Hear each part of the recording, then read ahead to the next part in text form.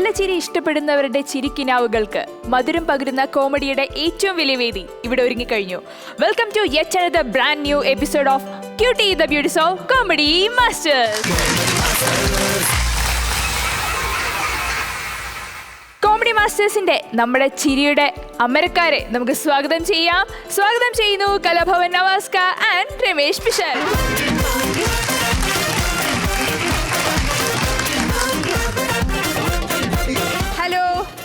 Hello hello, എന്താണ് വിശേഷം? രണ്ടുപേരും നല്ല സുന്ദരന്മാരായിട്ടുണ്ടല്ലോ, പുള്ളിയും ഒക്കെ ആയിട്ട്.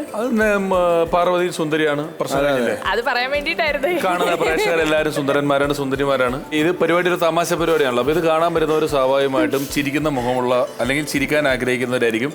ഏത് മുഖമാണെങ്കിലും ചിരിച്ചാൽ അത് വളരെ ഭംഗിയുള്ള ഒരു മുഖമായിട്ട് മാറും. അങ്ങനെ ഒരുപാട് മുഖങ്ങൾക്ക് സൗന്ദര്യം കൂട്ടി കൊടുക്കുന്ന ഒരു പരിപാടിയാണിത്. അങ്ങനെയാണ് പാർവതി ചിരിച്ചിരിക്കുന്നത്. ആ സൗന്ദര്യം കൂട്ടാനാണ് ഈ സാധനം വെച്ചിരിക്കുന്നത്. അതാണ് വെച്ചിരിക്കുന്നത്. മാത്രമല്ല, ഇതിപ്പം മധ്യവേനൽ അവധി കാര്യങ്ങൾ, അതിന്റെ ഒപ്പം തന്നെ ഒരുപാട് ആഘോഷങ്ങൾ നടക്കുന്ന സമയങ്ങളാണ്. ആരെങ്കിലും പറ്റിച്ചിട്ടുണ്ടോ? എന്നെ ഇഷ്ടംപോലെ പേര് പറ്റിച്ചിട്ടുണ്ട്. ഞാനൊക്കെ ഇതൊരു വലിയ ടാസ്ക് ആയിട്ട് എടുക്കുന്ന ആളാണ്. ഒരുപാട് പേരെ പലതരത്തിൽ പറ്റിക്കുമായിരുന്നു. ഇപ്പം ഞാൻ എനിക്ക് പണ്ട് സ്കൂളിൽ പോകുമ്പം ഞാനും എൻ്റെ കൂടെ അരവിന്ദ് എന്ന് പറഞ്ഞൊരു സുഹൃത്തുണ്ട്. ഞങ്ങൾ രണ്ടുപേരും കൂടി നടന്നു പോകുമ്പം എലി ഓടുക എന്തോ ചെയ്ത് റബ്ബർ തോട്ടത്തിൻ്റെ ഇടയിൽ കൂടെ പോകുന്നത് കഴിഞ്ഞ് കാടനങ്ങി. ഞാൻ വെറുതെ ഇങ്ങനെ നോക്കിയിട്ട് ഞാൻ ഇങ്ങനെ കാണിച്ചു. അവൻ എന്നോട് ചോദിച്ചു എന്താടാ എന്ന് ചോദിച്ചു. ഞാൻ അതൊരു ബാധയാണ്, അത് കണ്ടു കഴിഞ്ഞാൽ നമുക്ക് ഭയങ്കര ദോഷം വരും, അതുകൊണ്ട് നമ്മുടെ കണ്ണ് അശുദ്ധമാക്കണം, തുപ്പല് തൊട്ട് കണ്ണി തേക്കണം എന്ന് പറഞ്ഞു. അവൻ തുപ്പല് തൊട്ട് കണ്ണി തേച്ച് സുഖമായിട്ട്. അപ്പോൾ നമുക്കൊരു സന്തോഷം അവൻ തുപ്പല് തൊട്ട് കണ്ണി തേക്കുന്ന കാണുമ്പോൾ. അതുപോലെ തന്നെ അന്ന് ഞാൻ ഈ ലാൻഡ് ഫോൺ കണക്ഷൻ അങ്ങ് വ്യാപകമായി എല്ലാവർക്കും ലാൻഡ് ഫോണൊക്കെ ആയപ്പോൾ എൻ്റെ ഒരു പ്രധാന പരിപാടി എന്താണെന്ന് വെച്ച് കഴിഞ്ഞാൽ, അന്ന് ഒരു ചാനലിൽ രാത്രി ഒരു കോമഡി ഷോ ഉണ്ടായിരുന്നു. അതിനകത്ത് ഇങ്ങനെ ഫോൺ വിളിച്ചിട്ട് സമ്മാനം കൊടുക്കും. 1 പവൻ്റെ സ്വർണ്ണ നാണയം ഫോൺ വിളിക്കാൻ. നവാസൊക്കെ അങ്ങനത്തെ പരിപാടി ഇഷ്ടംപോലെ ചെയ്തിട്ടുള്ള ആളാണ്. ഫോൺ വിളിച്ചിട്ട് സംസാരിച്ചിട്ട് സമ്മാനം കൊടുക്കുന്ന പരിപാടിയുണ്ട്. അപ്പം ഞാൻ ഇടയ്ക്ക് വെറുതെ വിളിച്ചിട്ട് ചില വീട്ടിലോട്ടൊക്കെ വിളിച്ചിട്ട് നിങ്ങൾക്ക് 1 പവൻ സമ്മാനം കിട്ടിയെന്ന് പറയും. ആ ചേട്ടൻ ഡെയിലി പോസ്റ്റ് ഓഫീസിൽ സമ്മാനം വന്നോ നോക്കാൻ പോകുന്നത് കാണാനൊരു സന്തോഷം. വേറൊരു ദിവസം ഞങ്ങളുടെ തൊട്ടടുത്തുള്ളൊരു വീട്ടിലൊരു മുത്തശ്ശി മാത്രമുള്ളൊരു വീട്ടിൽ, മുത്തശ്ശി ചിലർ മധ്യവയസ്കനുണ്ടാവില്ല, ഞാൻ വിളിച്ച് അവിടുത്തെ അങ്കിൾ ഫോൺ എടുത്തു. അപ്പോൾ ഞാൻ പറഞ്ഞു, ഹലോ, ഞാൻ ടെലിഫോൺ ഡിപ്പാർട്ട്മെൻറ്റിൽ നിന്നാണ് വിളിക്കുന്നത്. നിങ്ങളുടെ ടെലിഫോണിൻ്റെ നാസ്ട്രോച്ചോനെ സാങ്ഷന് ചെറിയൊരു കംപ്ലൈൻറ്റിൻ്റെ ചെക്കിംഗ് ആണ്. പിന്നെ പുള്ളി കംപ്ലൈൻ്റ് ആണ്, നിങ്ങൾ രജിസ്റ്റർ ചെയ്തിരുന്നുണ്ട്. പുള്ളി പറഞ്ഞു രജിസ്റ്റർ ചെയ്തിട്ടില്ല. അയ്യോ, ഇവിടെ രജിസ്റ്റർ എന്നാൽ കുഴപ്പമില്ല, അല്ല കംപ്ലൈൻറ്റ് കൊണ്ട് ശരിയാക്കിക്കോ എന്ന് പറയും. അപ്പോൾ ചെറിയൊരു സംഭവം നോക്കാനുണ്ട്. ഇതിൻ്റെ ഫ്രീക്വൻസി മോഡുലേറ്ററിൻ്റെ ടെസ്റ്റിംഗ് ആണ് ചെയ്യേണ്ടത്. അപ്പോൾ ഈ ഫോണിൻ്റെ റിസീവർ മേശപ്പുറത്ത് വെച്ചിട്ട് നിങ്ങളുടെ മുറി സാമാന്യം ഭേദപ്പെട്ടൊരു ഹോളാണോ വീടിൻ്റെ, അതെ, ആ ഹോളിൻ്റെ 4 മൂലയ്ക്കും പോയിട്ട് കൂവാൻ പറഞ്ഞു ഞാൻ. പിന്നെ ഞാൻ കേൾക്കുമ്പോഴേ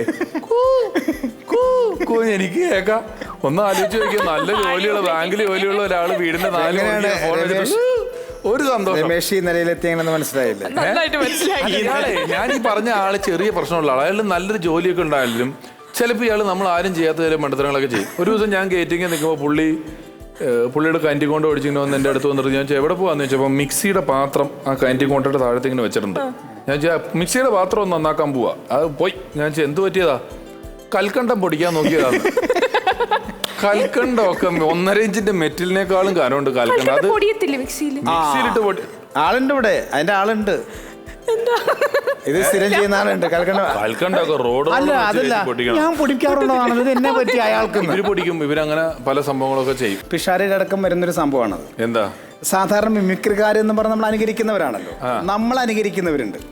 എന്റെ ശബ്ദം അനുകരിക്കുന്ന 1-2 പേര് എനിക്കറിയാം. പിഷാരനെ അനുകരിക്കുന്നവരറിയാലോ.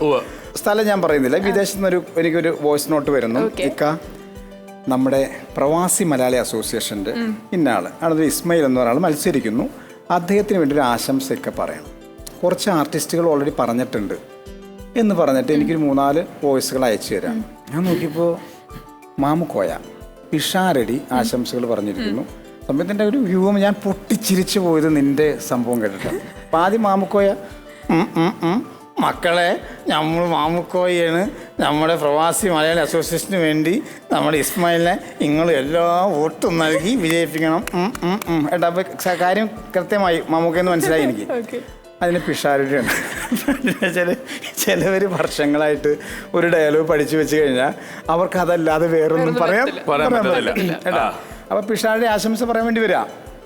ഞാനും ധർമ്മജനും കൂടി ഗൾഫിൽ പോയപ്പോൾ ഒരാൾ മീൻ പിടിക്കുന്ന കാര്യത്തെക്കുറിച്ച് പറഞ്ഞു. ഞാൻ ചോദിച്ചു, ധർമ്മജ എന്തിനു വേണ്ടിയാണ് ഈ മീൻ പിടിക്കുന്നത്? അപ്പോൾ അയാൾ പറഞ്ഞു, ഇത് ഫ്രൈ അടിച്ചാൽ നല്ല രസമായിരിക്കും എന്ന് പറഞ്ഞു. പ്രവാസി മലയാളി അസോസിയേഷന് വേണ്ടി ശ്രീ ഇസ്മയിലിനെ നിങ്ങൾ വിജയിപ്പിക്കുകയാണ്. ഒരു ആവശ്യമില്ലാത്ത ഡയലോഗാണ്. അല്ല, അത് തുടങ്ങിയാലാണ് ഇത് പറയാൻ പറ്റുള്ളൂ. കിട്ടുള്ളൂ. ഈ ലേസർ ടോർച്ച് എന്ന് പറഞ്ഞൊരു സാധനം വന്നു സ്വർണ്ണ നിറത്തില്. ലേസർ ടോർച്ച് എന്ന് പറഞ്ഞാൽ സ്വർണ്ണ നിറത്തില് മൂട്ടിൽ ബാറ്ററി ഇട്ട് കൊടുത്തിട്ട് അടിച്ചു കഴിഞ്ഞാല് നമ്മളിങ്ങനെ ചുമല ലൈറ്റ് അവിടെ ഇവിടെയൊക്കെ നമുക്ക് അടിച്ചു പിടിക്കാൻ പറ്റും. ഇതിന്റെ പ്രത്യേകത എന്താ വെച്ചാൽ ഇതിന്റെ ഈ വര കാണൂല, ബീം കാണൂല, ചെന്ന് പതിക്കണ സ്ഥലത്തേക്ക് ഞങ്ങളുടെ ഒരു പുള്ളി വെള്ളം കോരിക്കൊണ്ട് വീട്ടിട്ട് പോകും. ശരി, ജനലിൽ കൂടെ നോക്കി ഞങ്ങൾക്ക് പുള്ളി കാണുന്നു പോണതാണ്, കപ്പത്തോട്ടത്തിനിടയിൽ കൂടെ പോണത്. ഞാൻ പുള്ളി വെള്ളം കോരിക്കൊണ്ട് പോകുമ്പം ഈ ലേസർ ടോർച്ച് അയാളുടെ മുന്നിൽ കൂടെ എന്നൊരു അടി അടിച്ച്. എന്നാൽ പുള്ളി പതുക്കെ കുട അവിടെ വെച്ചിട്ട് നോക്കി. ഞാൻ ഒന്നുകൂടെ അടിച്ച്. ഉടനെ പുള്ളി പതുക്കെ ഒരു കപ്പയുടെ തണ്ടിങ് ഓടിച്ചു. പിന്നെ ഞാനിത് അടിച്ചപ്പോൾ ഈ കപ്പത്തൊട്ട് കൊണ്ട് പുള്ളി ഈ ലേസറിന്റെ ലൈറ്റിനെ പടക്ക് കുറെ അടിച്ചിട്ട് ഞാൻ ഒരിടത്ത് അടിച്ചു പിടിച്ചു. അപ്പോൾ പുള്ളി ഒരു കുടം വെള്ളം അങ്ങ് കമഴ്ത്തി കളഞ്ഞു. എന്നിട്ട് ആ കുടം കൊണ്ടുവന്നിട്ട് ഇതങ്ങ് പൊത്തി, ആ ലേസറിന്റെ ലൈറ്റ് പൊത്തി. എന്നിട്ട് വെള്ളമുള്ള കുടം എടുത്ത് അതിന്റെ മോളി വെച്ചു. എന്നിട്ട് വീട്ടിട്ട് പോയി. കുറച്ച് കഴിഞ്ഞപ്പോൾ ഞാൻ നമുക്ക് പുള്ളിയുടെ 2 ആമക്കളെയൊക്കെ വിളിച്ചുകൊണ്ട് വന്നേക്കും. ആമക്കളുടെ കയ്യിൽ ചെറിയ തൂമ്പയും ഒരു വടിയൊക്കെ ഉണ്ട്. എൻ്റെ പുള്ളി വന്നിട്ട് പറഞ്ഞു, അതേ ഞാനിത് പൊക്കുമ്പോൾ അടിച്ചോണം, സാധനം ഇതിനകത്ത് കിടക്കുവാന്ന് പറഞ്ഞു. ശരിയെന്ന് പറഞ്ഞ് ഞാൻ നോക്കിയപ്പം പുള്ളി 1 2 3 എന്ന് പറഞ്ഞ് പൊക്കിയപ്പം ഒന്നുമില്ല. മക്കളും ചോദിച്ച് എന്നാ അച്ഛൻ ഇതിനകത്തുണ്ടായിരുന്നു ചോദിച്ചു. പുള്ളി പറയണേ, ഒരു രത്നവണ്ടിനെ ഞാൻ ഇതിനകത്ത് മൂടി ഇട്ടിട്ടുണ്ടായിരുന്നു, ഈ സാധനം പോയെന്ന്. പുള്ളി പേരൊക്കെ ഇട്ട് രത്നവണ്ടെന്ന് ഈ സാധനത്തിന്. പിന്നെ പുള്ളി ഇതിനെ തപ്പി നടക്കലായി. പുള്ളിയുടെ മെയിൻ പരിപാടി രത്നവണ്ട് ഒരുത്തൻ ഈ നാട്ടിൽ വന്നിട്ടുണ്ട്, അവനെ കിട്ടിയില്ലെന്നൊക്കെ പറഞ്ഞ്. ഒരാഴ്ച കഴിഞ്ഞപ്പോൾ ഞാൻ നോക്കുമ്പം കുറച്ച് പേര് ഈ പുള്ളിയുടെ വീട്ടിൽ വന്നിട്ട് അതിൻ്റെ കാശ് തരാതെ ഇയാളെ ഇവിടുന്ന് വിടിയല്ലെന്നൊക്കെ പറഞ്ഞ് ഭയങ്കര വഴക്കുണ്ടാക്കുന്നത്. അപ്പം ഞാൻ ചെന്ന് അന്വേഷിച്ചപ്പോൾ എന്താ സംഭവം എന്ന് വെച്ചാൽ ഈ പുള്ളി ഞങ്ങളുടെ നാട്ടിൽ കേബിൾ ടി വി വന്ന ആ സമയത്ത്. അപ്പോൾ ഈ കേബിൾ ടി വിയുടെ കേബിൾ വലിച്ചിട്ട് മരത്തിൽ ഇതിൻ്റെ ഒരു ആംപ്ലിഫയർ എന്ന് പറഞ്ഞൊരു സാധനം അങ്ങിങ്ങായിട്ട് അതിനകത്തൊരു ചെറിയ LED ബൾബ് കത്തിക്കും. പുള്ളി രാത്രി തോട്ടം വഴി വരുമ്പോൾ റബ്ബറിന് മേളിൽ ഈ LED ബൾബ് കത്തി നിൽക്കുക. പുള്ളി രത്നവണ്ടാന്ന് പറഞ്ഞ് കല്ല് വെച്ച് ഒറ്റ ഏറെറിഞ്ഞിട്ട് ഈ ആംപ്ലിഫയർ പൊട്ടിപ്പോയി. എന്നിട്ട് അതിന്റെ പൈസ മേടിക്കാൻ കേബിൾ ടി വിക്കാർ വീട്ടിൽ വന്നേക്കും, അതിന്റെ പൈസ തരാതെ പുള്ളീനെ വിടിയല്ലെന്ന് പറഞ്ഞിട്ട്. അപ്പൊ ഒരു ലേസർ ടോർച്ചൊക്കെ മതി നമുക്ക് ആൾക്കാരെ പറ്റിക്കാനായിട്ട്. ഇഷ്ടം പോലെ ചെയ്തിട്ടുണ്ട് കഥകളെടുത്ത. പിന്നെ എനിക്ക് ചിരിച്ചിരിച്ച ഒരു പരുവായിരിക്കാം. നമുക്ക് എപ്പിസോഡൊക്കെ തുടങ്ങിയാലോ? എനിക്ക് ബാക്കി ചിരി നമുക്ക് ഈ സ്റ്റേജിൽ കാണാം അല്ലേ? Okay please.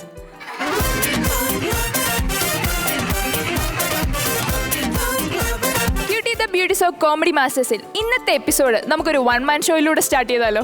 ഈ വേദിയിലേക്ക് ഞാൻ സ്വാഗതം ചെയ്യുകയാണ് ശ്രീ സുമേഷ് അയരൂർ.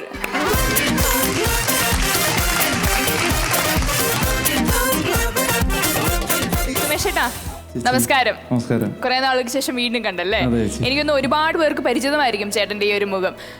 രമേശ് ചേട്ടാ കണ്ടിട്ടുണ്ടോ? ഞാൻ ഇന്റർനെറ്റിലോ മറ്റോ കണ്ടിട്ടുണ്ട്. ഇദ്ദേഹം പാടുന്നത് ഇങ്ങനെ എനിക്ക് ആരോ അയച്ചു തന്നിട്ടോ എന്റെ ഫേസ്ബുക്കിലോ മറ്റോ ഒക്കെ കണ്ടിട്ടുണ്ട്. അപ്പൊ അത് അങ്ങനെ അയച്ചു തന്ന് കിട്ടണമെങ്കിൽ അദ്ദേഹത്തിന്റെ പാട്ടിന് അതിന് മാത്രം പ്രത്യേകത ഉള്ളത് കൊണ്ടാണല്ലോ അത് അയച്ചു തന്ന് നമുക്ക് കിട്ടുന്നത്. ഗംഭീര പാട്ടായിരുന്നു. നമസ്കാർ സുമേഷ്, ഇപ്പൊ എത്ര വേദികളിൽ പാടിയിട്ടുണ്ടാവും? അയ്യോ അതറിയില്ല. അപ്പൊ ഒരുപാട് വേദികളിൽ പാടി. സിനിമയിൽ പാടാൻ അവസരം വന്നിരുന്നോ? ഞാനിങ്ങനെ പാടുന്നതിൽ എനിക്ക് എൻ്റെ ഏറ്റവും വലിയൊരു സ്വപ്നമാണ് ഒരു മലയാള സിനിമയിലെങ്കിലും ഒരു 4 വരിയെങ്കിലും പാടാം. അത് ശരിക്കും പറഞ്ഞാൽ ഇപ്പോൾ നമ്മൾ ചില സംഭവങ്ങൾ വൈറലാവും. ഒരാൾ വന്നു കഴിഞ്ഞാൽ ഒരു ഗായകനായാലും ഒരു മിമിക്രിക്കാരനാണെങ്കിലും വേറെ ഏതെങ്കിലും തരത്തിലുള്ള പെർഫോമൻസ് ആണെങ്കിലൊക്കെ അപ്പോൾ അങ്ങനെ വൈറലായിട്ടുള്ള ഒരുപാട് പാട്ടുകളില്ലേ സുമേഷിൻ്റെ അല്ലേ?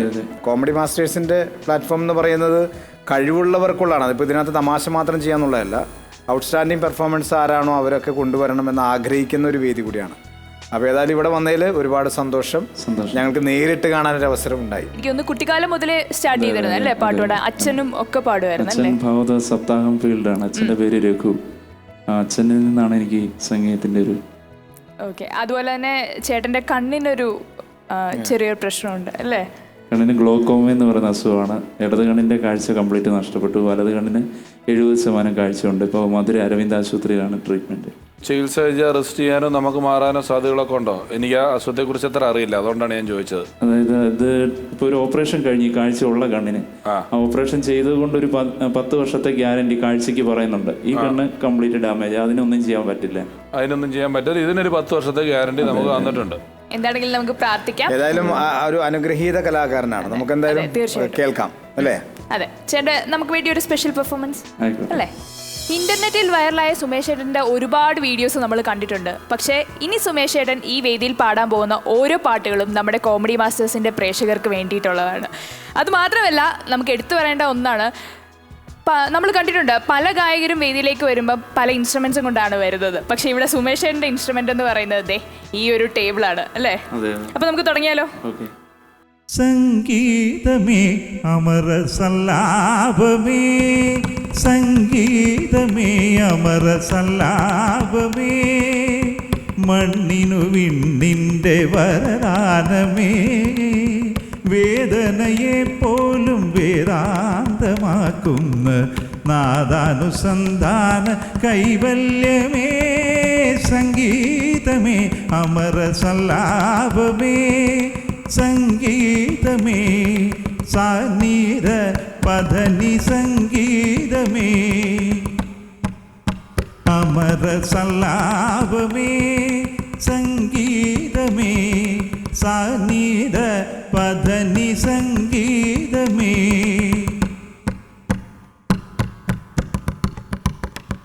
ദപ മഗരി ദപ മ സനി ദപ ഗരി മഗരി സനി പദനി, സംഗീതമേ ഗരി മഗരി ധനി ദഗമ പദനി, സംഗീതമേ അമര സല്ലാപമേ, ഋഡിക സരിക സരി നിഗ നിഗ നി സരി സനി രി സനി ദപ ഗമ പദനി സ പദമ പ സനി കരിക ധനി സ ദപനി ദ സട്ടി സ ഗരി ധനി സ മഗരി സരിഗ ടിക മഗരി നി ധനി ഗരി ധനി ദധനി ദപ മ മനി ദപ മ ഗ ഗമ മ പ പദ ധനി നി സ സനി ടിക ഗമ ടിക ഗരി രി ധനി ധരി സ സ സ ധനി ധ ഗരി രി ധനി ധ ധനി ധനി ദപ മ മനി ദ ദപ മ ഗ ഗ ഗ മനി ദപ പ പദനി ധനി ഗ ധരി ധനി ഗരി ധനി ധ രി ധനി ധനി പനി ദപ ധ ഗരി ധ ഗ രി ധനി ധ രി ധനി രെ സനി ദപ സനി ദ ധ നി ദപ മ ഗ മ പദ പ മ പദനി ധ പദനി ധനി ഗ മ പദ ഗ മ പദ പ മ പദനി മ പ ധനി സ പദനി സ പദ നി ധനി ഗരി ധനി സ രി ധനി ധനി സനി ദ പദ പദനി സ പദനി സരി നി സരി ഗ ഗരി ധനി ധ രി ധനി ദ പ ഗ മ പദനി, സംഗീതമേ അമര സല്ലാപമേ, സംഗീതമേ അമര സല്ലാപമേ.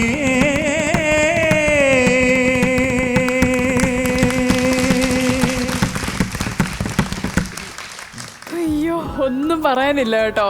സുമേഷ്, സിനിമയിൽ ഇങ്ങനെയാണ്. സിനിമയിൽ ഒരു ഹീറോ നായകനൊരു വല്ലാത്ത പെർഫോമൻസ് ചെയ്ത് കഴിയുമ്പോൾ പാട്ടായിരിക്കണം എന്നില്ല, അത് ഏത് സിറ്റുവേഷൻ ആണെങ്കിലും ഇങ്ങനെ നമ്മൾ അറിയാതെ ആരാധകർ, അതായത് സിനിമ കാണാൻ വന്നിട്ടുള്ള ആ പ്രേക്ഷകർ എഴുന്നേറ്റ് നിന്ന് കൈയടിക്കുന്ന പോലെ. അപ്പോൾ ഏതായാലും നമിച്ചു.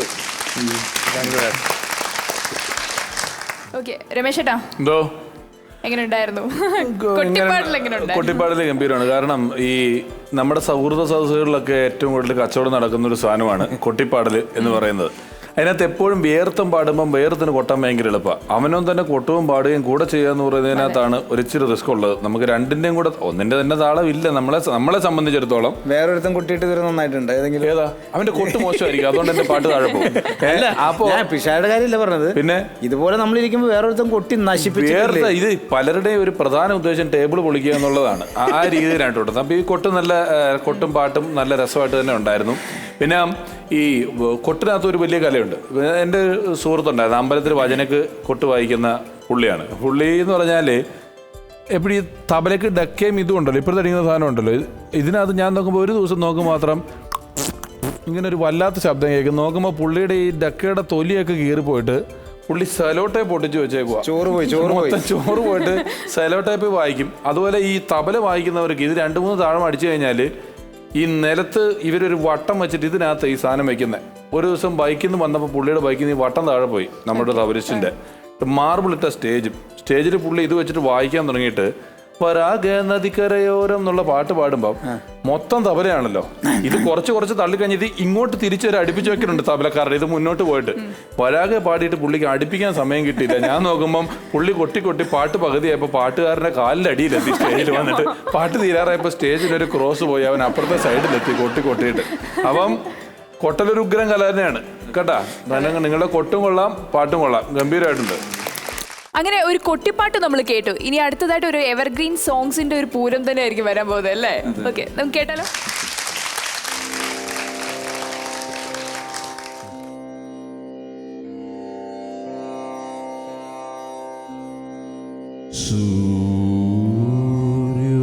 സൂര്യോദയം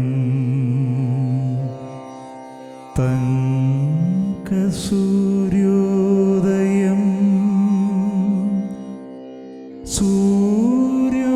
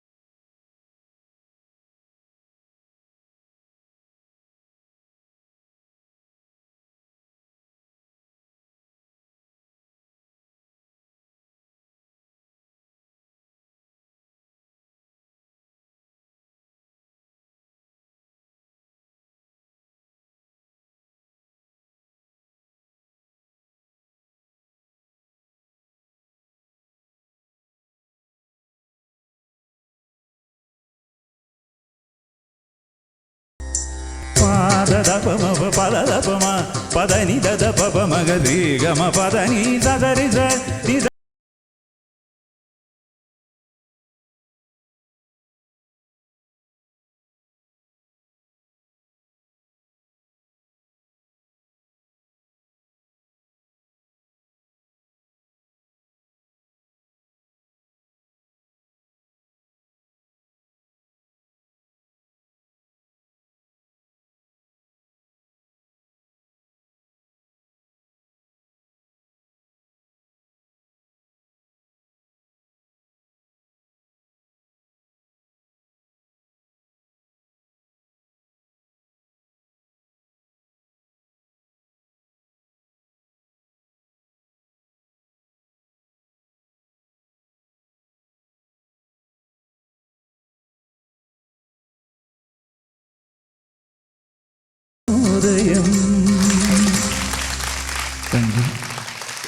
അമ്പോ, അടിപൊളി, ഒന്നും പറയാനില്ല. എനിക്ക് തോന്നുന്നു ഓരോ പാട്ടിലും ഇങ്ങനെ വേരിയേഷൻസ് കൊടുത്തോണ്ടിരിക്കുകയാണല്ലേ രമേശ് ചേട്ടാ? സുമേഷിന്റെ പാട്ടുകൾ ഗംഭീരമായിരുന്നു. ഡെസ്കേ പാട്ട് തൊട്ട് പാടിയ പാട്ടുകളെല്ലാം വളരെ രസമായിട്ട് തോന്നി. പിന്നെ എല്ലാത്തിനും ഉപരി താങ്കൾ ഇങ്ങനെ ഒരു കണ്ണിന് 70% കാഴ്ചയും വെച്ചുകൊണ്ടാണ് ഇതിലേക്കൊക്കെ ഇത്ര കോൺസെൻട്രേറ്റ് ചെയ്യുന്നതും നമുക്കൊക്കെ ഒരു വെറുതെ ഒന്ന് കൈ മുറിഞ്ഞു പോയാൽ നമ്മുടെ സുഖകരമായ നമ്മുടെ പോക്കിനെ നെഗറ്റീവായിട്ട് ബാധിക്കും. അപ്പോൾ നമ്മൾ ഇത്തരത്തിലൊരു സാധനവുമായിട്ട് വർഷങ്ങളായി പൊരുത്തപ്പെട്ട് ജീവിച്ചുകൊണ്ട് ഇത്തരത്തിലുള്ള കലാപ്രകടനങ്ങൾ ചെയ്യുക എന്ന് പറയുന്നത് വലിയൊരു അത്ഭുതമാണ്. All the best. നമസ്കാരം സുമേഷ്. ഞാൻ സുമേഷിനെ ഇങ്ങനെ അന്തം വിട്ട് നോക്കിക്കൊണ്ടിരിക്കുക. സുമേഷ് ഇതിൻ്റെ കൂടെ ഒരു ഫിഗർ ചെയ്യാന്ന് വയ്ക്കുക. തമിഴിൽ ഏതെങ്കിലും നടനെ അനുകരിക്കാം. ഒരു സ്കിറ്റ്, റെക്കോർഡ് സ്കിറ്റിൽ സുമേഷ് 2 ലിപ്പ് കൊടുത്തുകൊണ്ട് ക്യാരക്ടർ ചെയ്യുന്നു. ഓക്കെ, അതിൻ്റെ കൂടെ MG ശ്രീകുമാറിനെയും യേശുദാസിനെയും അനുകരിച്ചുകൊണ്ട് ഓരോ പാട്ടുകൾ പാടുന്നു. പാക്ഡാണ്. സിനിമ ഒരു അംബിഷനാണ്. സിനിമയിൽ വരണം, സിനിമാ ഗായകനാവണം, പിന്നണി ഗായകനാവണം എന്നൊരു ആഗ്രഹം വെച്ചാൽ നിങ്ങൾക്ക് അതിനുള്ള കഴിവുണ്ട്. കാരണം നിങ്ങൾ ശാസ്ത്രീയമായിട്ട് സംഗീതം പഠിച്ച ഒരാളാണ്. Okay, all the best. ഇനി പാർവതി സുമേഷും കൂടെ ഒരു പാട്ട് പാടും. ഞാന് പാട്ട് പാട്ട് അത് കൊള്ളാം. അപ്പൊ നല്ലൊരു ഐഡിയ ആണ്. സമാധാനത്തോടെ ഇരിക്കുന്നുണ്ട്. കൊറോണയൊക്കെ എന്നിലും എന്റെ പാട്ടിലും ഭേദമാണ് കേട്ടോ. ഇല്ല, ഒന്ന് പാടും. കൊഞ്ചിക്കരയിലെ എന്നുള്ള ഗാനം ഫീമെയിലും മെയിലും ആയിട്ട് നല്ല റൊമാൻറ്റിക് സോങ് ആണ്. ഓക്കെ. ഓ, അതിനാ തയ്യാറായ ചങ്കൂറ്റം ഉണ്ടല്ലോ. ഓക്കെ എന്ന് സുമേഷ് രണ്ടുപേരും പാടും. കൊഞ്ചി കരയല്ലേ, മിഴികൾ നനയല്ലേ, ഇളമനമുരുകല്ലേ, കൊഞ്ചി കരയല്ലേ, മിഴികൾ നനയല്ലേ,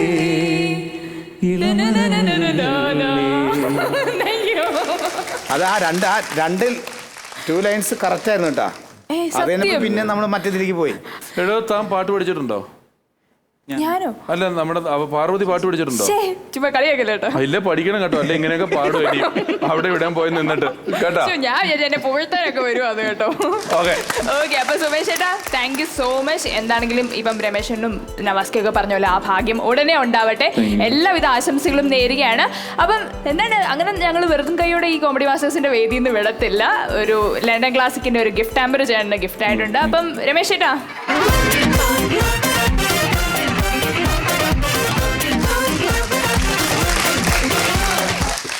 cutie the beauty show comedy മാസ്റ്റേഴ്സിൽ ഇനി അടുത്തതായിട്ട് ഒരു സ്പെഷ്യൽ പെർഫോമൻസ്.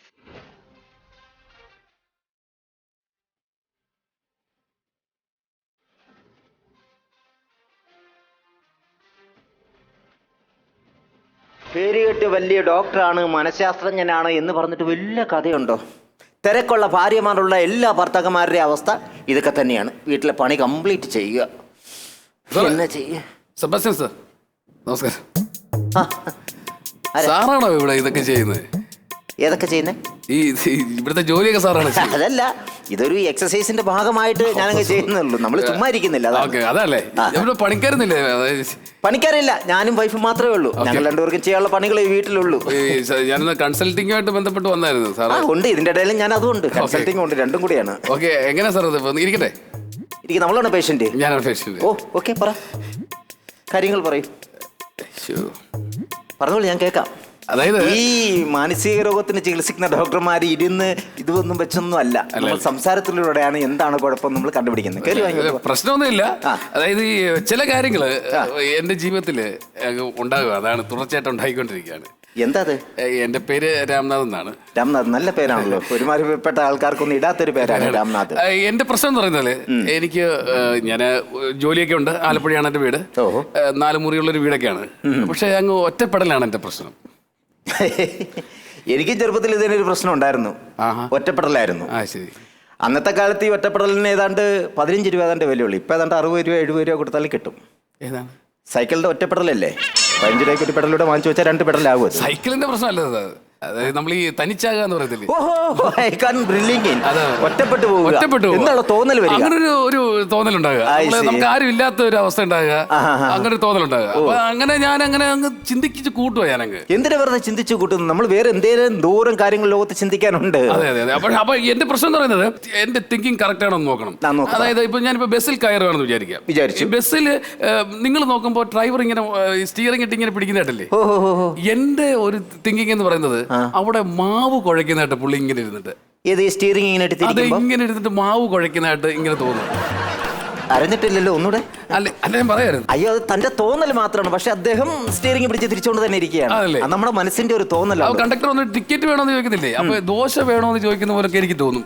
ഓ, അതൊക്കെ എന്റെ ഒരു പ്രശ്നം. ഇത് എന്താണെന്നറിയാം, ശരിക്കും ഇത് ഉണ്ടാകാനുള്ള ഒരു കാരണം അതാണ് എനിക്കറിയാം. ഇത് എവിടുന്നാണ് ഇതിന്റെ ഉത്ഭവം, എങ്ങനെയാണ് വന്നത്, അതാണ് ഞാൻ ഈ പോകുന്ന വഴിക്ക് ഒരു ടെക്സ്റ്റൈൽസ് ഉണ്ട്, അവിടെ ഒരു കുട്ടിയുണ്ട്, സുന്ദരിയായിട്ടൊരു കുട്ടിയുണ്ട്. അപ്പൊ ഞാൻ അവളെ ഇങ്ങനെ ഒരു പ്രാവശ്യം ഒന്ന് കണ്ടു, ഒരു മിന്നായം പോലെ ഇങ്ങനെ കടയിൽ കയറിയപ്പോ ഒന്ന് കണ്ടു. അപ്പൊ അത് പിന്നെയും വീണ്ടും കാണാൻ തോന്നുക, അവളെ ഓർമ്മ വരിക, അവളുള്ള സ്ഥലത്തേക്ക് വീണ്ടും ചെല്ലുക. അതൊരു ഭയങ്കര ഒരു എന്താ പറയുന്ന, അങ്ങനെ വീണ്ടും വീണ്ടും അവളെ കാണാൻ തോന്നുക. അത് ഒഴിവാക്കണം. ഈ പ്രശ്നം തന്നെ എനിക്കും ഉണ്ടായിരുന്നു കോളേജിൽ പഠിച്ചുകൊണ്ടിരുന്നപ്പം. ഞാൻ കോളേജിൽ പഠിത്തം എല്ലാം കഴിഞ്ഞതിന് ശേഷം ഇതേപോലെ എനിക്കൊരു ലൈൻ ഉണ്ടായിരുന്നു. അവളെ എപ്പോഴും ഇങ്ങനെ കാണുന്നുള്ളൊരു ആഗ്രഹമായിരുന്നു. നല്ല സുന്ദരിയായ കുട്ടി. എങ്ങനെ അത് മാറ്റിയത്? എങ്ങനെയാണ് മാറ്റിയെന്ന് പറഞ്ഞാല്, ഞാൻ അവളെ തന്നെ കല്യാണം കഴിച്ചു ഒരാഴ്ച കഴിഞ്ഞപ്പോൾ പിന്നെ ഈ സാധനത്തിന് കാണുന്ന എനിക്ക് അറപ്പാണ്. അങ്ങനെ താനും കല്യാണം കഴിച്ചാൽ മതി, അപ്പൊ ഈ ഒരു തോന്നലങ്ങ് മാറിക്കിട്ടും, എപ്പോഴും കാണണമെന്നുള്ളത്. ഞാൻ ഈ പറഞ്ഞ ആളെ വേറെ കെട്ടിപ്പോയതാണ്. ഓ, അങ്ങനെ ഒരു വിഷയം കൂടെ അതിന്റെ ഇടയ്ക്ക് കിടപ്പുണ്ടല്ലേ?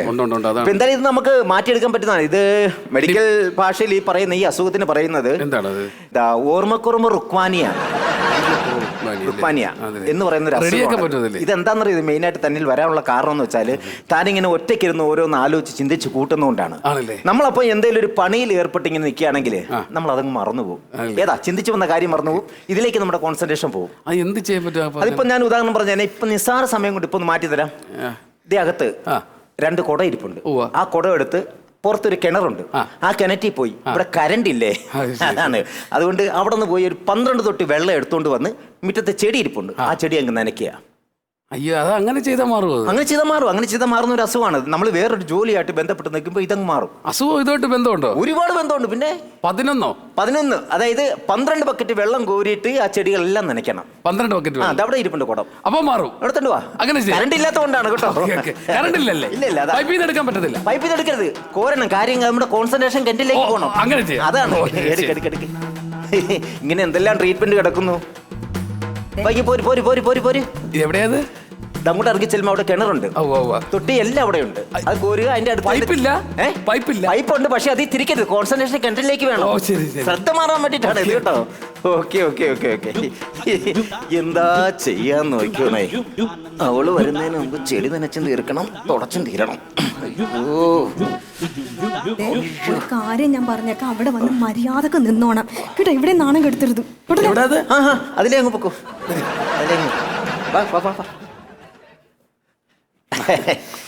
സെർവന്റ് അല്ല, ഒരു പേഷ്യന്റ് ആണ്, ഒരു ട്രീറ്റ്മെന്റിന്റെ ഭാഗമാണത്. ഡോക്ടർ എവിടെ പോയി?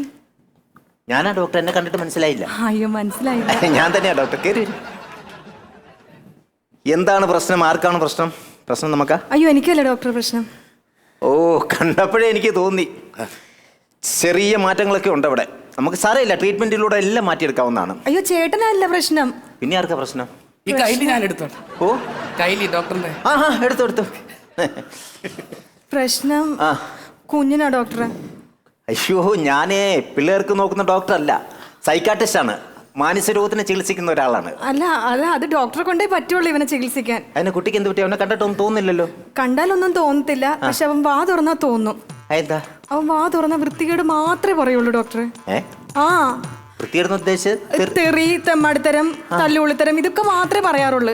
ഇത് കാരണം പ്രശ്നം എന്താന്ന് വെച്ച് കഴിഞ്ഞാൽ ഞങ്ങൾക്ക് പുറത്തോട്ട് പോകാൻ പറ്റത്തില്ല, പുറത്തുള്ള ആർക്കും കൂടെ അകത്തോട്ട് വരാനും പറ്റത്തില്ല. നിങ്ങൾക്ക് എന്തെങ്കിലും കടബാധ്യത? എടുത്തോ. ഞാൻ പറഞ്ഞില്ല നേരത്തെ, ലുക്കോമിയ ആ അസുഖത്തിന്റെ ഭാഗമായിട്ടുള്ള ഒരു ചികിത്സയത്. അപ്പൊ അങ്ങനെയാണ് പ്രശ്നം. നിങ്ങൾക്ക് പുറത്തേക്കും പോകാൻ പറ്റില്ല, പുറത്തുള്ളവർക്ക് അകത്തോട്ട് വരാനും പറ്റത്തില്ല. ഡോക്ടർ, ഈ കൈലിയുടെ അടിയിൽ ഇടുന്ന സാധനം എടുത്തോട്ടെ. എടാ, അതാ ഒരെണ്ണേ എനിക്കുള്ളൂ, അതവിടെ ഇട്. ബാക്കി 2 എടുക്ക്. എന്തുവാ ഇത്? ഓ, അപ്പൊ ഇങ്ങനെയാണ് നിങ്ങളുടെ പ്രശ്നം അല്ലേ? എവിടെ ചെന്നാലും ഞങ്ങളെ രണ്ടുപേരും നാണം കെടുത്തും. അത് കാരണം ചേട്ടൻ ഇപ്പൊ പുറത്തോട്ട് പോയാൽ സംസാരിക്കാറ് പോലും ഇല്ല. അതാ മോൻ കാണുമ്പോൾ നല്ല സങ്കടമുണ്ട് അച്ഛനുള്ള നീർക്ക് സങ്കടം വരണം. അതാണല്ലോ ഒരു അച്ഛൻ എന്ന് പറയുന്നത്. കഴിഞ്ഞ ദിവസം തന്നെ വലിയൊരു പ്രശ്നം ഉണ്ടായി ഡോക്ടറെ. എന്താ? കഴിഞ്ഞ ദിവസം ചേട്ടന്റെ ഓഫീസിൽ നിന്ന് MD വീട്ടിൽ വന്ന്. അപ്പൊ കഷ്ടകാലത്തിന് ഞാനും ഏട്ടനും കിച്ചണിലായിരുന്നു. ഇവനാണെങ്കിൽ സിറ്റ് ഔട്ടിൽ ഇരിക്കുന്നുണ്ടായിരുന്നു. അപ്പൊ MD വന്ന് ചോദിച്ച്, അച്ഛൻ എവിടെയെന്ന് ചോദിച്ചു. അപ്പൊ ഉടനെ ഇവൻ ചോദിക്കുക, താൻ ആരാന്ന്. അപ്പൊ MD പറഞ്ഞ്, MD വന്നു പറഞ്ഞാൽ മതി എന്ന് പറഞ്ഞു. ഉടനെ തന്നെ ഇവൻ ഒച്ചത്തിൽ വിളിച്ചു പറയാ, അച്ഛനെ കാണാൻ ഏതോ ഒരു തെണ്ടി വന്നെന്ന്. പെട്ടെന്ന് തന്നെ ഞാൻ ഓടി വന്ന്, ഒന്ന് തണുപ്പിക്കണമല്ല. അപ്പൊ ഞാൻ ഓടി പറഞ്ഞു ഇത് പറഞ്ഞു. ഞാൻ ഓടി വന്ന് സാറിനെ അകത്തോട്ടൊക്കെ വിളിച്ചിരുത്തിട്ട് ഞാൻ സാറേ ചായ വേണോന്ന് ചോദിച്ചു. ഉടനെ സാറ് പറഞ്ഞു ആ ചായ മതി എന്ന് പറഞ്ഞ് ഞാൻ അങ്ങോട്ട് തിരിഞ്ഞ ഉടനെ സാറ് പറഞ്ഞ് ചായ വേണ്ട കാപ്പി മതി എന്ന് പറഞ്ഞു. ഉടനെ ഇവൻ പറയുവാ എടോ താൻ ഏതില്ലെങ്കിലും ഉറച്ചു നിൽക്കണോ നാറിയെന്ന്. പക്ഷെ ഇവനെ കണ്ടാൽ അങ്ങനെ പറയത്തില്ല. പക്ഷെ അത് കാരണം ചേട്ടന്റെ ജോലി വരെ ഇപ്പൊ പോകുന്ന ലക്ഷണമാ. എങ്ങനെയെങ്കിലും ഒന്നൊരു പരിഹാരം ചെയ്തു തരണം മോനെ. ഈ നമ്മൾ ഈ മനുഷ്യനെ കാണുമ്പോൾ മോന് പറയാൻ തോന്നുന്ന ആ തെറികളില്ലേ, ഈ തെറി വൃത്തികെട്ട ഭാഷകൾ മോൻ പറയുന്നതാണ് അമ്മയും അച്ഛനും ഒക്കെ പറയുന്നത്. അതെന്താന്ന് അങ്കിളിന്റെ ചെവിയിലേക്ക് മാത്രം ഒന്ന് പറഞ്ഞു തന്നെ.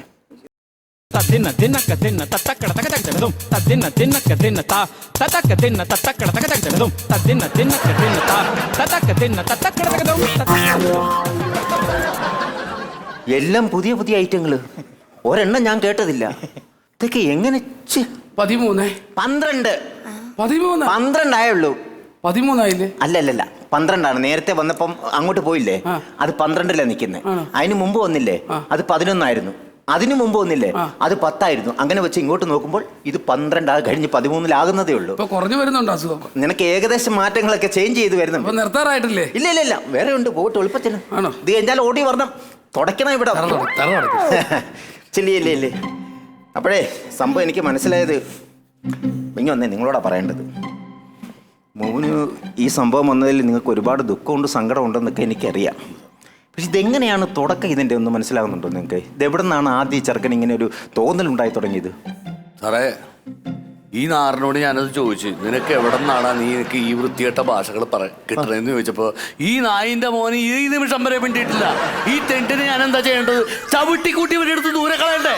അത്രയ്ക്ക് ചെറ്റത്തരല്ലേ ഇവർ പറയണത്? സാറ് ആലോചിച്ച് നോക്ക്, ഞാനൊരു മനുഷ്യനല്ലേ, ഇവൻ എവിടുന്ന് കിട്ടുന്നു ഇത്തരം തെണ്ടിത്തരങ്ങൾ? പറയണ മാറി. അതെ, അടങ്ങ്. ഇപ്പൊ ഈ ചെറുക്കൻ ഈ രോഗം എങ്ങനെയാ വന്നതെന്ന് എനിക്ക് മനസ്സിലായി. ഇതേപോലെ ചീത്ത വിളിക്കുന്നത് അന്തയുടെ മോൻ പിന്നെ ഇതിലപ്പുറം തെറി വിളിക്കുകയല്ല വേറെ എന്നാ ചെയ്യണം? അയ്യോ, എനിക്ക് കുഴപ്പമൊന്നുമില്ല. നിനക്ക് കുഴപ്പമില്ലെന്നോ? നിനക്ക് കുഴപ്പമുണ്ട്. മറ്റോടത്തോളം പറയുന്നത് കണ്ടോ, ഇതാ പറയുന്നത് നിനക്ക് കുഴപ്പമുണ്ട്. നിന്നെയാണ് ആദ്യം ചികിത്സിക്കേണ്ടത്, അല്ലെ ചെറുക്കനെ അല്ല. അതാ മനസ്സിലായി. തനിങ്ങോട്ട് വാ. ഇങ്ങനെയാണോ തുടയ്ക്കുന്നത്? അഴുക്കിരിക്കുന്ന കണ്ടോ? അവിടെ കുത്തി തുടയ്ക്കുന്നുണ്ട്. അഴുക്കിരിക്കുന്ന കണ്ടോ? അഴുക്കുണ്ട് ഇവിടെ വെള്ളത്തിൽ നല്ലവണ്ണം മുക്കിയിട്ട് നല്ലവണ്ണം തിരുമണം. അങ്ങനെ തിരുമിയല്ലയോ? അങ്ങനെ തിരുമിട്ടില്ലേ ഇയാള്? അങ്ങനെ ഞാൻ ആദ്യം പോലെ അങ്ങനെ തിരുമിയത്. ഞാൻ കാണിച്ചു തരാം. എടാ, ഡോക്ടർ പറഞ്ഞാലും ചെയ്യടാ മാറി. നീ എന്താണ് നീ കുറെ നേരമല്ല നീ ചേട്ടാ കാര്യം പറയണേ. ഞാനിത് പൈസക്ക് അല്ല, എന്റെ അസുഖത്തിന്റെ ഇത് അസുഖം കാലുമടക്കി ഒരു കീറുന്ന് വെച്ചാലോ നീ. ഒന്ന് പിടിച്ചു പ്ലീസ്. അവിടെ നിൽക്കൂ, ഞാൻ ഇതൊന്ന് ക്ലിയർ ചെയ്യട്ടെ. ഈ രോഗത്തിന് ഒരു മാറ്റം ഉണ്ടാക്കി കൊടുക്കട്ടെ, അത് കഴിഞ്ഞ് ഞാൻ കൂട്ടി വരാം. ഇതാണ് അഴുക്ക്. വെള്ളം ഇങ്ങനെ മുക്കിയിട്ടേ കണ്ടോ? അത് കണ്ടു. ഇങ്ങനെ നല്ലവണ്ണം ചെയ്യണം. ഇത് എന്നും ഞാനിവിടെ ചെയ്യുന്നതല്ലേ. എന്താ നിങ്ങളുടെ പ്രശ്നം? എന്താ? ഞങ്ങൾക്ക് രണ്ടുപേർക്കും അല്ല പ്രശ്നം, കൊച്ചിനാ. അല്ലേ? ഒറ്റപ്പെടില്ലല്ലോ. അല്ല, ഒറ്റപ്പെടിലാണെങ്കിൽ ഊപ്പാട് വരും കേട്ടോ. ഞാൻ എപ്പോ തുടങ്ങിയ പണിയാണറിയാം. കണ്ടോ? ഉണ്ടോ? ദേ സാധനം പോയെന്ന് നോക്കിയേ. പോയി. അതുപോലെ ചെയ്യും. അപ്പോൾ ഇയാൾ ഇങ്ങോട്ട് വാ. ഇയാൾ നിങ്ങൾ അങ്ങോട്ട് മാറി നിൽക്കും. മോനല്ല ചികിത്സ വേണ്ടത് കേട്ടോ. ഇവിടെ വന്നിരിക്കും. അവിടെ ഇരുന്നു. ഒന്ന് ഒരു 10 മിനിറ്റത്തേന് കണ്ണടച്ചൊന്ന് നിന്നോണം കേട്ടോ. എന്താ കാണിക്കാൻ? ഒന്നുമില്ല മോനെ, കടിച്ചേ. അങ്ങോട്ടിരിക്കും. ഒന്നുമില്ല. ഒരു പൂ പറിക്കുന്ന രാഘവന്റെ ഇതേ വരികയുള്ളൂ.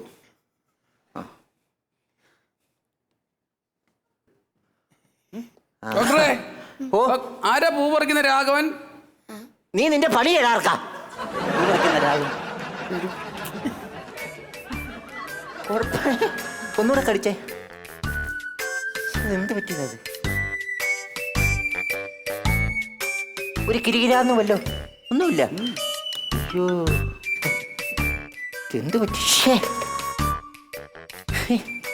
അങ്ങനെ ഇന്നലെയും കൂടെ ഞാൻ ഇതിൻ്റെ എല്ലാം പ്രിപ്പയർ ചെയ്ത് വെച്ചതാണ്. അങ്ങനെ ഇതുവരെ ഈ സാധനത്തിന് സംഭവിക്കുന്നതല്ല അത്. ഞാൻ പറയുമ്പോഴേ സ്വിച്ച് ഒന്ന് ഇട്ടോണം കേട്ടോ. സ്വിച്ച് അല്ലേ? ഇങ്ങനെ അറ്റത്ത്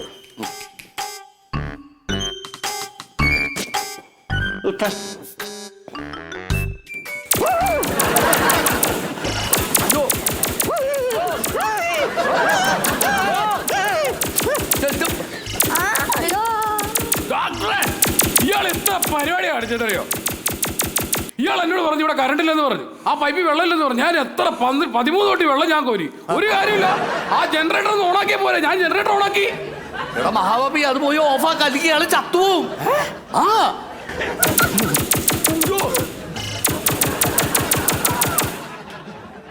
ദേ അങ്ങനെ നമ്മുടെ എപ്പിസോഡ് വൈൻഡ് അപ്പ് ചെയ്യാൻ സമയമായിരിക്കാണ്. പക്ഷെ എങ്ങും പോയെങ്കിൽ നവാസേട്ട ഒരു അടിപൊളി പാട്ടോടെ ഇങ്ങ് വരുന്നുണ്ട് കേട്ടോ. അപ്പോൾ till then we meet. This is me Parvathy, നവാസ്ക ആൻഡ് രമേശ് ചേട്ടൻ സൈനിങ് ഓഫ്. ബൈ.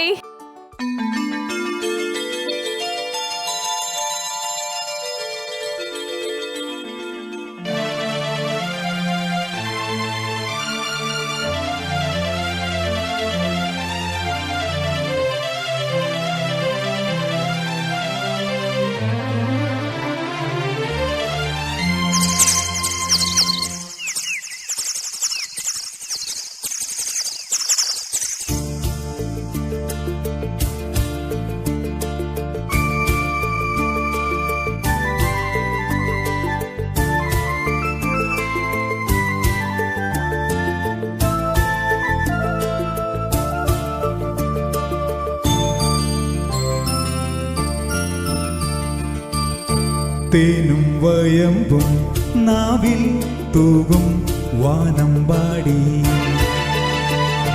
തേനും വയമ്പും നാവിൽ തൂകും വാനമ്പാടി. രാഗം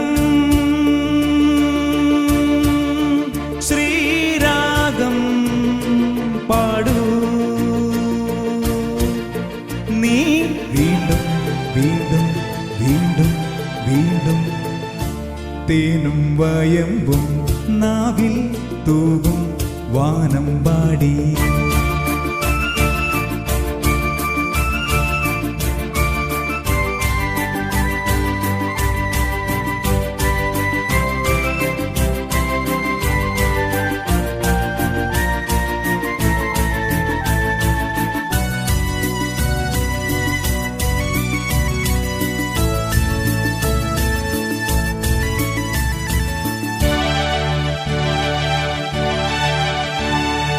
മാനത്തെ ശിങ്കാരത്തോപ്പിൽ ഒരു ഞാലിപ്പൂവൻ പഴത്തോട്ടം.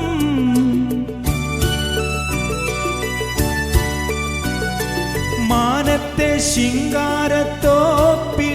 ഒരു ഞാലിപ്പൂവൻ പഴത്തോട്ടം. കാലത്തും വൈകിട്ടും പൂമ്പാളത്തേനുണ്ണാൻ ആ വാഴത്തോട്ടത്തിൽ നീയും പോരുന്നു. തേനും വയമ്പും നാവിൽ തൂകും വാനമ്പാടി.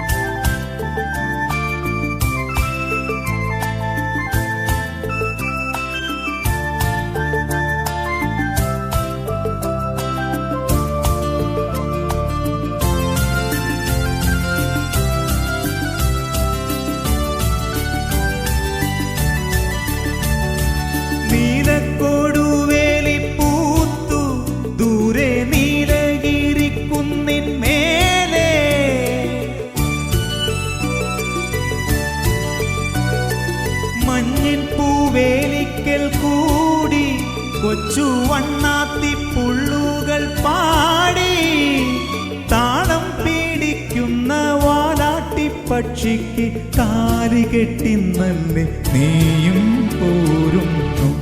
തേനും വയമ്പും നാവിൽ തൂകും വാനമ്പാടി. തേനും വയമ്പും നാവിൽ തൂകും വാനമ്പാടി. രാഗം ശ്രീരാഗം പാടൂ നീ. വീണ്ടും വീണ്ടും വീണ്ടും വീണ്ടും തേനും വയമ്പും നാവിൽ തൂകും വാനമ്പാടി.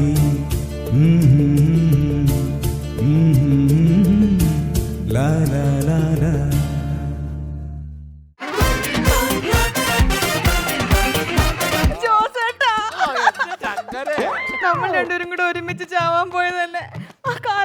എന്നെ ചോറ് വാരുത്തുന്നു. ഇവളെ ഇന്ന് കൊന്നോട്ടേ ഉള്ളൂ ഞാൻ.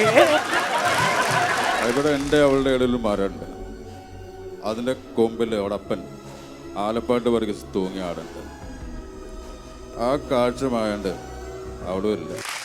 എടാ ഇവിടെ ഒരു കാറുണ്ടെങ്കിൽ പെട്ടെന്ന് ഇവൾക്കൊരു മേലാരിക വന്നാൽ ഞാൻ തോളത്ത് പൊക്കിയിട്ടോണ്ട് പോകുന്നു വെച്ചു. പക്ഷെ നിനക്കൊരു മേലാരിക വന്നാൽ ആര് കൊണ്ടുപോകും? Costume courtesy for Kala Bhavan Nawaz, London Classic Casual Shorts.